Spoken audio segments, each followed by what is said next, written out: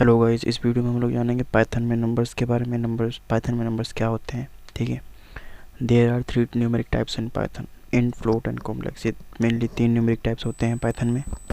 ठीक है, variable create करते हैं जो न्यूमेरिक वेरिएबल अगर आपको क्रिएट करना है तो सिंपली आपको पहले एक वेरिएबल लिखना होगा और उसको वैल्यू असाइन करनी होगी। जैसे मैंने वेर वन को 1 किया, वेर टू को मैंने 2.3 कर दिया, वेर थ्री को मैंने 1j कर दिया। अब mainly three types numeric data types होते हैं पाइथन में, इंट, फ्लोट और कॉम्प्लेक्स। कॉम्प्लेक्स के बारे में हम बात आगे कभी पढ़ेंगे, लेकिन मेनली बस नॉलेज के लिए पता होना चाहिए कि कॉम्प्लेक्स भी होता है। मेनली कॉम्प्लेक्स इस टाइप का कुछ होता है, वेर थ्री जैसे मैंने लिखा है। ठीक है, where three is equal to 1j। और इंट का जो होता है वो where one equal to int value assign की जाती है, वेर टू में फ्लोट वैल्यू असाइन की जाती है। और किसी भी डेटा टाइप किसी भी अगर आपको वैल्यू का डेटा टाइप पता करना है तो उसके लिए टाइप फंक्शन बना होता है, जिसके लिए जैसे मेरे को वेर वन का डेटा टाइप पता करना है तो सिंपली मैं लिखूँगा टाइप वेर वन। और अगर मैंने इसको रन कर दिया तो फिर यहाँ पे इंट मिल जाएगा मुझे टर्मिनल में, क्लास इंट। और सिमिलरली अगर मैंने प्रिंट टाइप फंक्शन लगाया और मैंने लिख दिया वेर टू, तो मुझे फिर वेर टू का क्लास फ्लोट मिल जाएगा। जैसे कि रन हो रहा है प्रोग्राम। ठीक है, रन होने के बाद आप आउटपुट देखिएगा, क्लास इंट और क्लास फ्लोट आएगा आउटपुट।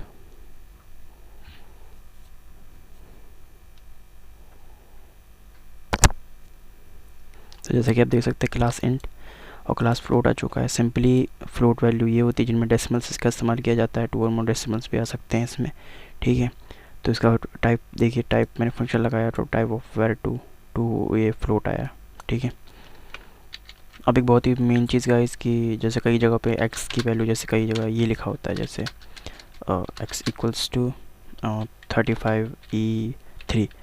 और फिर यहाँ पे जैसे अगर मैंने, चलिए प्रिंट करके देखते हैं कि क्या होता है इसका आउटपुट।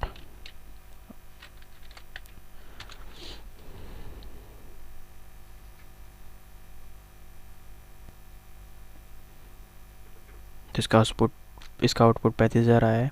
तो ये 30 क्यों है, क्योंकि ये ई का मतलब ये होता है 10 रेज़ की पावर।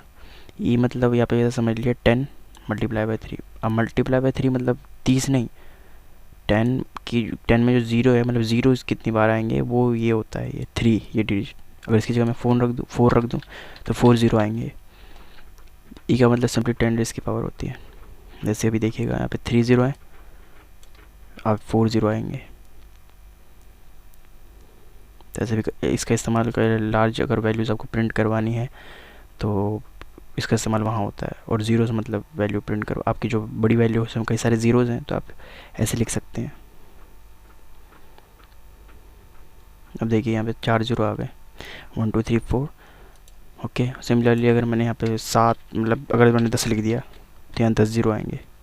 शायद हम एरर दे क्योंकि बहुत बड़ी वैल्यू हो गई है। नहीं, एरर नहीं आया, लेकिन देखिए यहाँ पे 10 ज़ीरो, 1 2 3 4 5 6 7 10 वैल्यूज़ आई हैं। तो ई का मतलब कुछ नहीं है, 10 रेज़ की पावर होती है। जैसे होप करता हूँ आपको समझ में आया होगा। ठीक है, अब आपको एक हल्का ओवरव्यू अगर मैं कॉम्प्लेक्स नंबर्स का दिखाऊं तो सिंपली कुछ इस टाइप के होते हैं उनके वेरिएबल। जैसे मैंने अगर यहाँ पर x is equals to 5j लिखा, या फिर मैंने 3 + 5 34 3j लिखा। ठीक है, और इसको अगर मैं प्रिंट करके इसका टाइप पता करें अगर हम, तो ये कॉम्प्लेक्स आएगी टर्मिनल में। इसका आउटपुट कॉम्प्लेक्स आएगा क्योंकि ये इस टाइप के कॉम्प्लेक्स नंबर होते हैं। ये हम आगे पढ़ेंगे अपने पाइथन कोर्स की जर्नी में। ठीक है, जैसे कि आप देखेंगे अभी क्लास कॉम्प्लेक्स आ चुकी है। देखिए ये कॉम्प्लेक्स डेटा टाइप है।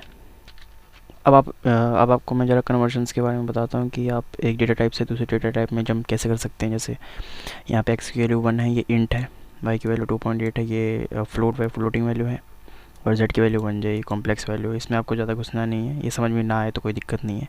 इंट फ्लोट में पूरी पाइथन प्रोग्रामिंग निपट जाती है वैसे तो, लेकिन हाँ, तो हम आगे इसका कन्वर्जन देखते हैं। कन्वर्जन करने के लिए हमारे पास 3 फंक्शंस हैं, int function, float function, complex function. Int function इसलिए इस्तेमाल होता है, किसी भी डेटा टाइप को आपको इंट में कन्वर्ट करना है तो इंट फंक्शन का इस्तेमाल करेंगे आप।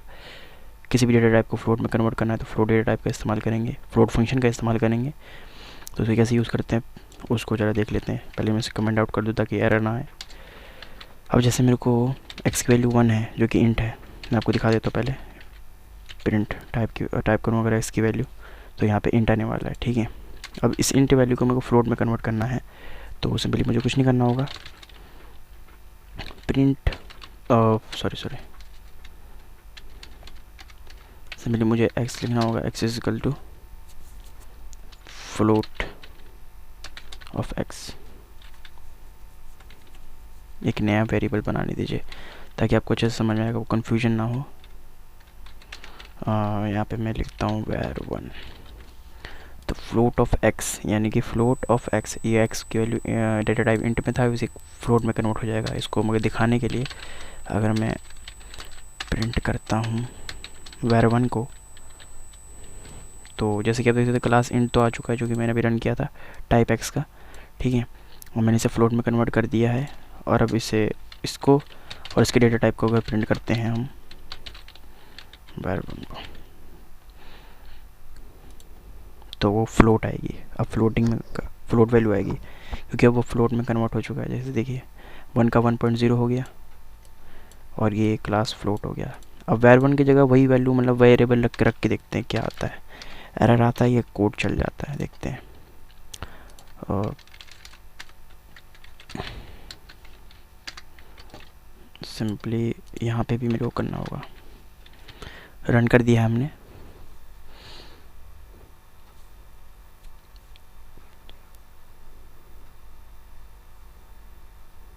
सिंपली वो कोई आउटपुट में कोई चेंज नहीं है, तो आप वही वेरिएबल का इस्तेमाल भी कर सकते हैं बिल्कुल। देखिए क्लास फ्लोट हो गई उसकी, जो कि पहले इंट आ रही थी। यहाँ पे प्रिंट टाइप x फ्लोट आ रहा है, और यहाँ पे जो हमने प्रिंट पहले टाइप कास्ट करने से पहले जो हमने लिखी थी प्रिंट टाइप x, उसकी वैल्यू ये क्लास इंट आ रही थी। तो हमने कन्वर्जन करी। सिंपली हम फ्लोट को इंट में, इंट को फ्लोट में, फ्लोट कॉम्प्लेक्स को इंट में, इंट को कॉम्प्लेक्स में, किसी में भी कर सकते हैं इन तीनों फंक्शन का इस्तेमाल करके। इसे कहते हैं टाइप कास्टिंग गाइस। इसी को कहते हैं डेटा टाइप कास्टिंग, एक डेटा टाइप से दूसरे डेटा टाइप में स्विच हो जाना। होप गाइस कि आपको समझ में आया होगा। मिलते हैं अगले वीडियो में।